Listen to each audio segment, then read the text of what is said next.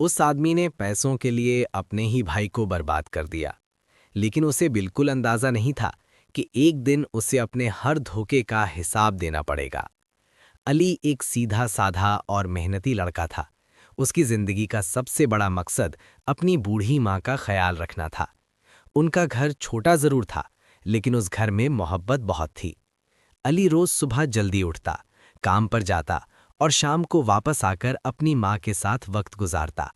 उसकी माँ हमेशा उसे दुआ देती थी कि अल्लाह उसकी मेहनत का फल जरूर देगा। लेकिन अली का भाई समीर बिल्कुल मुख्तलिफ था। उसके लिए पैसा ही सब कुछ था। समीर को हमेशा लगता था कि गरीबी एक शर्म की बात है और अमीर बनने के लिए कुछ भी करना जायज़ है। एक दिन दोनों भाइयों के दरमियान पैसों को लेकर सख्त बहस हो गई।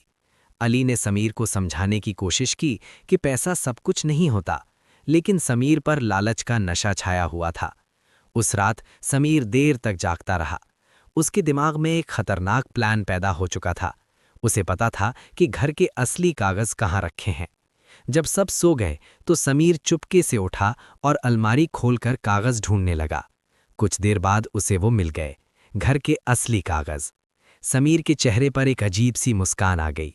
उसने सोचा कि अगर ये कागज उसके नाम हो जाएं तो सब कुछ उसका हो सकता है। 2 दिन बाद समीर ने एक लॉयर के ऑफिस में जाकर वो कागज अपने नाम करवा लिए। उसने किसी को कुछ नहीं बताया।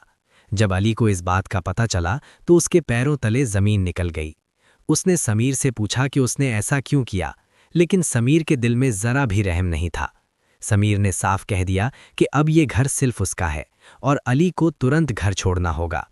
अली अपनी माँ के साथ घर से बाहर निकल गया। उसकी माँ की आंखों में आंसू थे, लेकिन उसने बस इतना कहा कि बेटा कभी किसी का हक मत छीना करो। उधर समीर अपने नए घर में अकेला बैठा पैसे गिन रहा था। उसे लग रहा था कि जिंदगी की सबसे बड़ी जीत हासिल कर ली है। लेकिन उस रात अचानक उसके फोन की घंटी बजी। समीर ने फोन उठाया तो दूसरी तरफ से एक अजीब सी आवाज आई। आवाज ने कहा, अगर तुम अपनी जिंदगी बचाना चाहते हो तो कल रात 12 बजे पुराने पुल पर आना। फोन बंद हो गया और समीर के चेहरे का रंग उड़ गया।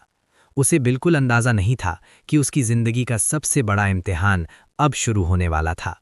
और यही थी उसकी कहानी की असल शुरुआत, जहां हर धोखे का मुकाफात मिलने वाला था।